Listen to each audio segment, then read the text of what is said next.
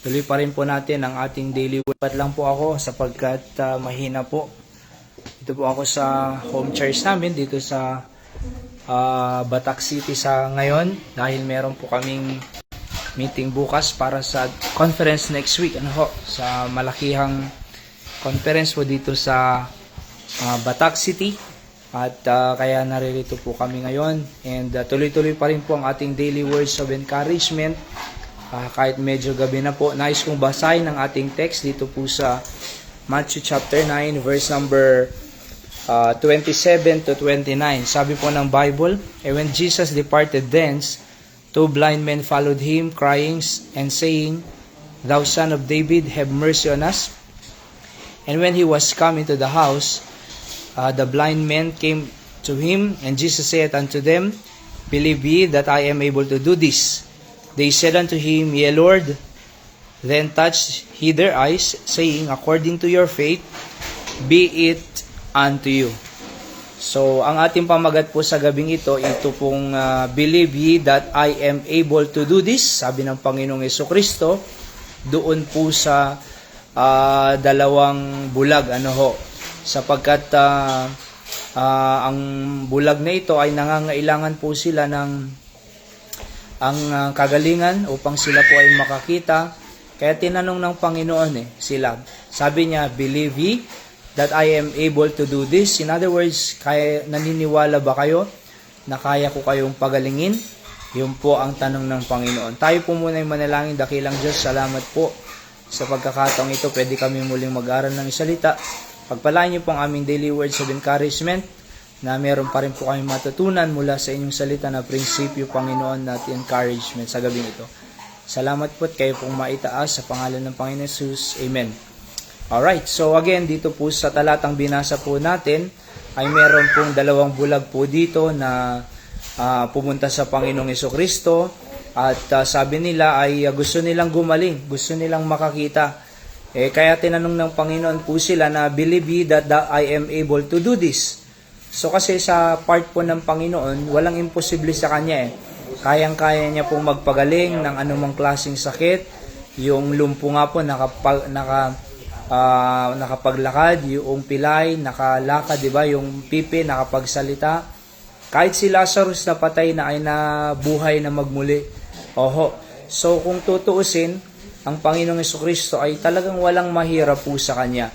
Sabi nga ng Bible, is there anything too hard for the Lord? So wala, naniniwala po tayo dyan. Kaya nga ang tanong ng Panginoong Jesucristo sa dalawang bulag na ito ay very striking question na sabi niya, believe ye that I am able to do this?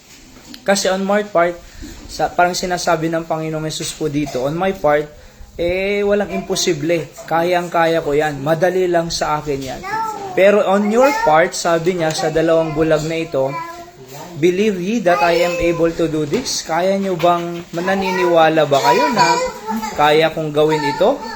Sabi ng Panginoon.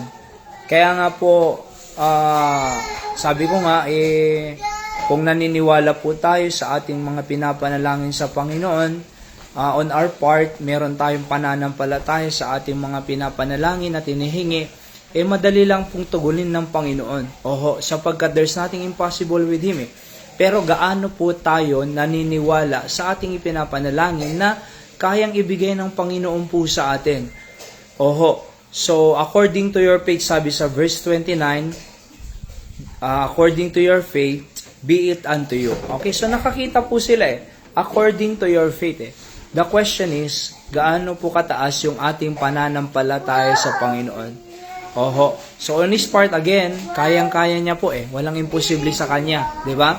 Madali lang pong pagalingin ang anumang sakit natin, whether it be physical or spiritual sickness, Madali lang pong ibigay ng Panginoon ang mga hinihingi natin Humihingi ka ng wisdom sa pag-aaral mo, humihingi ka ng wisdom sa business mo, humihingi ka ng trabaho sa Panginoon, so humihingi ka ng anumang mga pangangailangan sa Kanya, alright? Humihingi ka ng solusyon sa problema mo, humihingi ka ng wisdom how to raise a godly home, alright?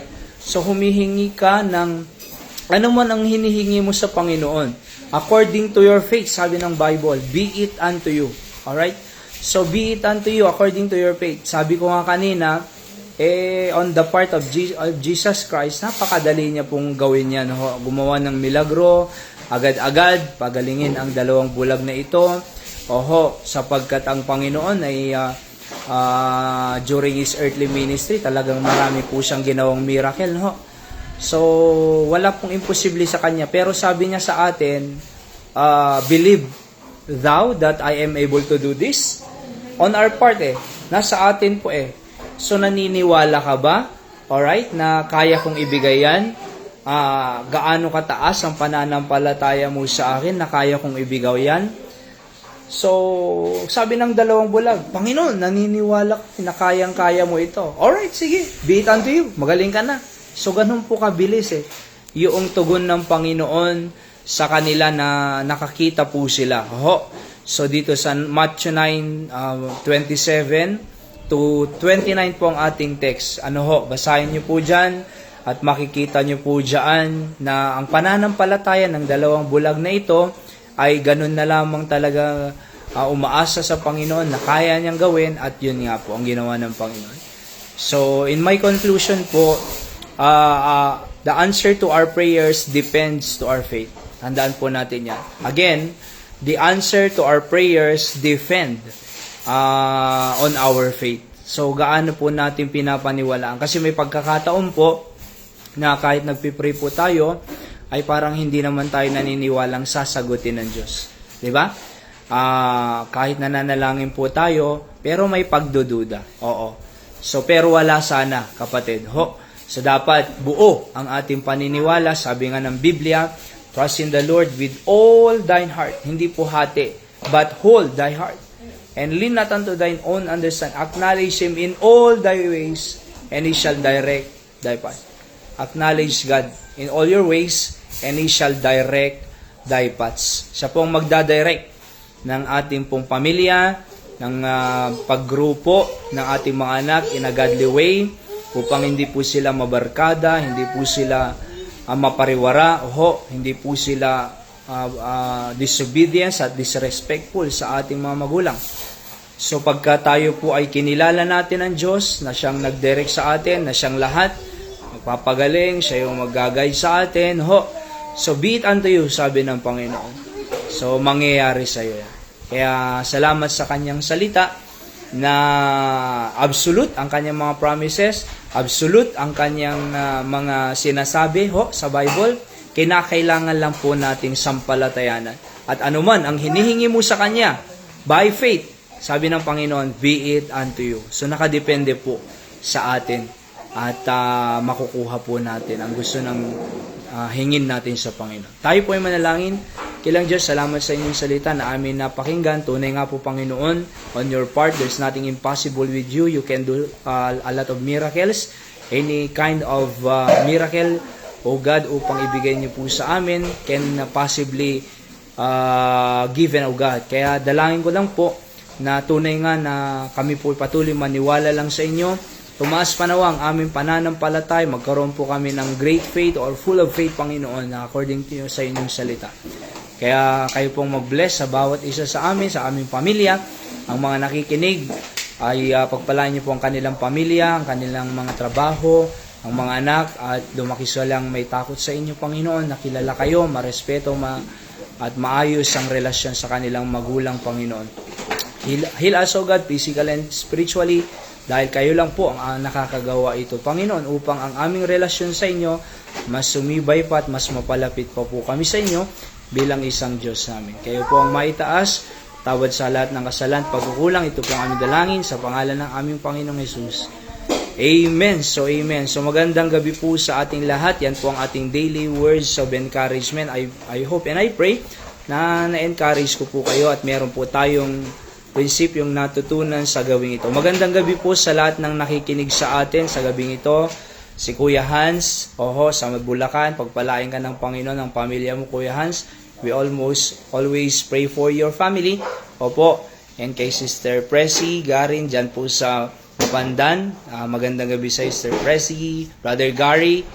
Magandang gabi sa iyo, Ninong George. Magandang gabi dyan sa Mangaldan. Ganon din si Brother John Paul Dorilag, magandang gabi sa iyo, Brother John Paul. God bless you. Patuloy pagpalain ang iyong trabaho. At sa lahat po ng nakikinig, ay pagpalain po tayo ng ating Panginoon.